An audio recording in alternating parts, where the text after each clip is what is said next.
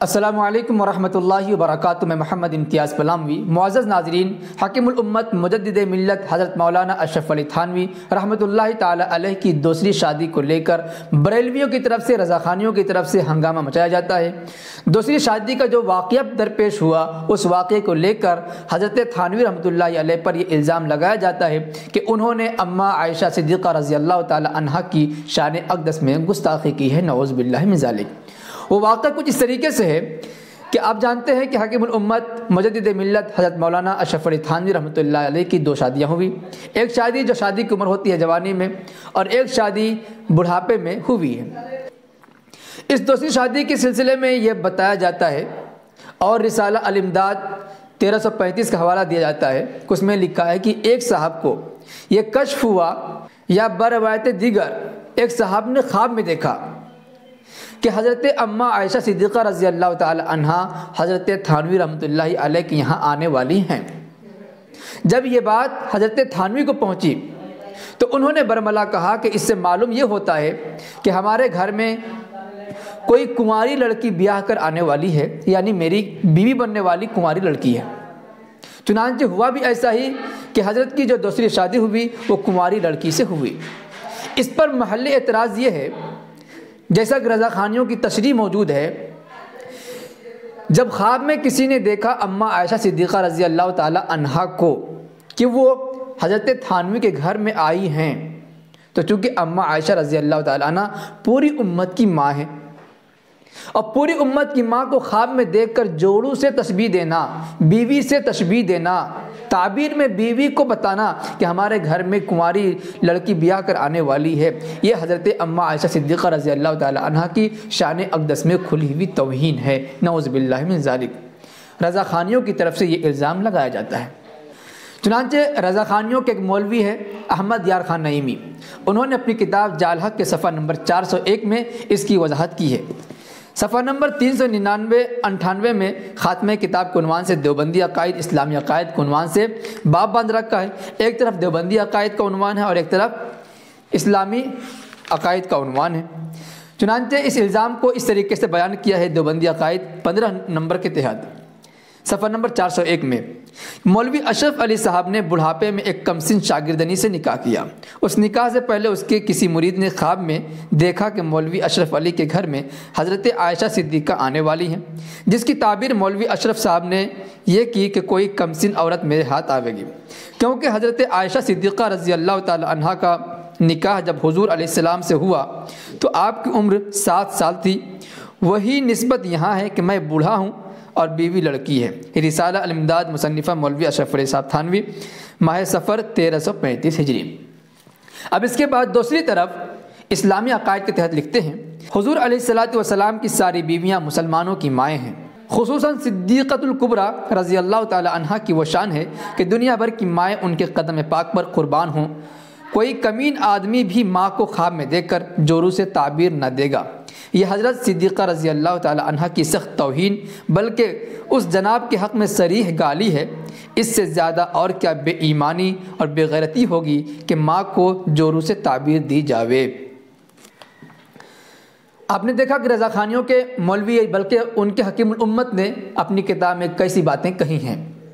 کہاں خواب کی بات، کہاں جورو سے تشبیہ۔ آپ یہ بتائیں، کیا خواب میں دیکھنا بھی برا ہے؟ کیا کوئی شخص خواب میں ازواج مطہرات رضی اللہ تعالی عنہن کو نہیں دیکھ سکتا؟ اور ان کو دیکھنے کے بعد کیا یہ تعبیر دینا کہ ہمارے گھر میں ایک خاتون آنے والی ہے، بیوی آنے والی ہے، صریح گستاخی ہے، گالی ہے؟ بالکل گالی نہیں ہے، بلکہ ہمارے علماء کرام نے جو تصریحات کی ہیں، خوابوں کی تعبیر جو لکھی ہے، اس تعبیر کے بالکل موافق ہے۔ چنانچہ ایک کتاب ہے تعطیر الانام فی تعبیر المنام، اس کتاب میں ازواج مطہرات رضی اللہ تعالی عنہن کو خواب میں دیکھنے کے سلسلے میں تفصیل ہے کہ کوئی شخص اگر رسول پاک صلی اللہ علیہ وسلم کی فلاں بیوی کو خواب میں دیکھے تو اس کی کیا تعبیر ہوتی ہے۔ اس میں کتاب کے صفحہ نمبر 14 میں جہاں پر ازواج النبی صلی اللہ علیہ وسلم کو عنوان سے ایک باب ہے، اس میں یہی بتایا گیا ہے کہ اگر کوئی شخص رسول اکرم صلی اللہ علیہ وسلم کی ازواج مطہرات یعنی ہم سب کی پیاری ماؤں کو کوئی خواب میں دیکھے تو اس کی کیا تعبیر ہوگی۔ چنانچہ ازواج النبی کو عنوان سے لکھتے ہیں، پہلے تو بہت ساری باتیں لکھی ہیں، اس کے بعد نیچے سے تیسری لائن میں ہے وَمَنْ رَأَى مِنَ الرِّجَالِ أَحَدًا مِنْ أَزْوَاجِ النَّبِيِّ صلی اللہ علیہ وسلم وَكَانَ أَعْزَبَ تَزَوَّجَ امْرَأَةً صَالِحَةً، جس کا معنی ہے کہ اگر کوئی مرد رسول اکرم صلی اللہ علیہ وسلم کی کسی بیوی کو خواب میں دیکھے، وَكَانَ أَعْزَبَ، اور وہ غیر شادی شدہ ہو، تزوج امرأۃ صالحۃ، تو اس کی تعبیر یہ ہے کہ وہ نیک عورت سے شادی کرے گا۔ پہلی بات غور کرنے والی یہ ہے کہ اگر رسول اکرم صلی اللہ علیہ وسلم کی کسی زوجہ کو خواب میں دیکھ کر بیوی سے تعبیر دینا غلط اور حرام ہے، تو مصنف کتاب اتنے بڑے علامہ ہیں، انہوں نے اپنی کتاب میں یہ تعبیر کیوں لکھی؟ اگر یہ گستاخی ہے تو سب سے بڑے گستاخ یہ کتاب لکھنے والے ہیں، فتویٰ ان کے خلاف ہونا چاہیے، کیونکہ اگر ازواج نبی صلی اللہ علیہ وسلم کو خواب میں دیکھ کر شادی کی تعبیر دینا، جوڑوں سے تعبیر دینا غلط اور حرام ہے، ازواج مطہرات کے شان میں گستاخی اور توہین اور گالی ہے، تو سب سے پہلے گالی دینے والے یہ علامہ صاحب ہیں، ان کے خلاف فتویٰ ہونا چاہیے، گستاخی کا فتویٰ اس پر لگنا چاہیے، لیکن کسی میں دم اور ہمت نہیں ہے۔ اب دیکھیے اس میں مطلق یہ ہے کہ کسی بھی ازواج مطہرات میں سے کسی بھی زوجہ کو، یعنی نبی پاک علیہ السلام کی 11 بیویوں میں سے کسی بھی بیوی کو خواب میں دیکھے اور وہ غیر شادی شدہ ہے، تو اس کی تعبیر یہ ہے کہ اسے نیک صالح عورت ملنے والی ہے۔ اور ظاہر سی بات ہے ام عائشہ رضی اللہ تعالی عنہا بھی من جملہ ازواج کے ایک زوجہ ہیں۔ مزید یہ کہ اس جگہ پر جہاں پر حضرت تھانوی نے اس خواب کا ذکر کیا ہے، وہاں پر اس بات کی صراحت ہے کہ ہم نے اس لیے حضرت عائشہ کے اس خواب سے کم سن عورت سے شادی کرنے کی تعبیر دی، کیونکہ حضور پاک صلی اللہ علیہ وسلم کی جب شادی ہوئی حضرت اماں عائشہ سے، اس وقت حضور کی عمر زیادہ تھی اور حضرت عائشہ بچی تھی، کم عمر تھی، اس لیے ہم نے تعبیر یہ دی کہ ہمارے نکاح میں ایک کنواری لڑکی آنے والی ہے۔ تو اس میں غلط کیا ہے؟ اب کوئی سوال کر سکتا ہے کہ عبارت میں لکھا ہوا وَهُوَ أَعْزَبُ کہ خواب کی تعبیر اس وقت ہوگی جب کہ وہ کنوارا ہو، جبکہ مولانا اشرف علی تھانوی تو پہلے کنوارے نہیں تھے، شادی شدہ تھے، پھر ان کے لیے یہ تعبیر کیسے درست ہو سکتی ہے؟ جواب یہ ہے کہ یہاں پر جو قید لگی ہوئی وَكَانَ أَعْزَبُ کی یہ قید حقیقی نہیں ہے بلکہ اضافی ہے۔ قید اضافی اور حقیقی مطلب یہ ہے کہ قید حقیقی کے مطلب اگر یہ خواب کنوارا مرد دیکھے گا تو اس کی تعبیر ہوگی، لیکن اگر شادی شدہ مرد یہ خواب دیکھے تو اس کا کیا حکم ہوگا؟ ظاہر سی بات اس کتاب میں لکھا ہوا نہیں ہے۔ تو اس سے واضح یہ ہوا کہ یہاں پر وَكَانَ أَعْزَبُ کی قید اضافی ہے، اور اس لیے اس کا اضافہ کیا گیا ہے کہ عام طور سے شادی کی ضرورت اسی مرد کو ہوتی ہے جس کی پہلے شادی نہ ہوئی ہو، اور یہ ہمارا محاورہ ہے کہ عام طور سے شادی کے لیے اسی ہی کہا جاتا ہے جو پہلے سے شادی شدہ نہ ہو، حالانکہ شادی کا تقاضا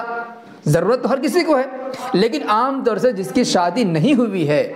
اسے ضرورت زیادہ ہوتی ہے، اس لیے قید بھی لگاتے ہو۔ اگر تم نے شادی نہیں کی تم نے شادی کر لو، تو کیا مطلب جو شادی کر چکا وہ شادی نہیں کر سکتا ہے؟ کر سکتا ہے۔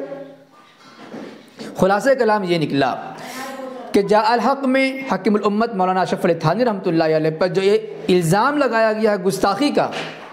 کہ انہوں نے خواب میں حضرت عائشہ کو دیکھ کر یہ تعبیر کی کہ میرے نکاح میں کنواری لڑکی آنے والی ہے، اس سے حضرت اماں عائشہ رضی اللہ تعالی عنہا کی شان میں گستاخی ہوئی بلکہ صریح گالی ہوئی، تو ان کا یہ الزام بے بنیاد ہے۔ اگر الزام لگانا ہی ہوتا تو سب سے پہلے تعطیر الانام فی تعبیر المنام نامی کتاب کے مصنف پر ہونا چاہیے۔ امید ہے بات سمجھ میں آ گئی ہوگی۔ اللہ پاک تمام مسلمانوں کو صحیح سمجھ عطا فرمائے، آمین۔ وما علینا الا البلاغ المبین۔ السلام علیکم ورحمۃ اللہ وبرکاتہ۔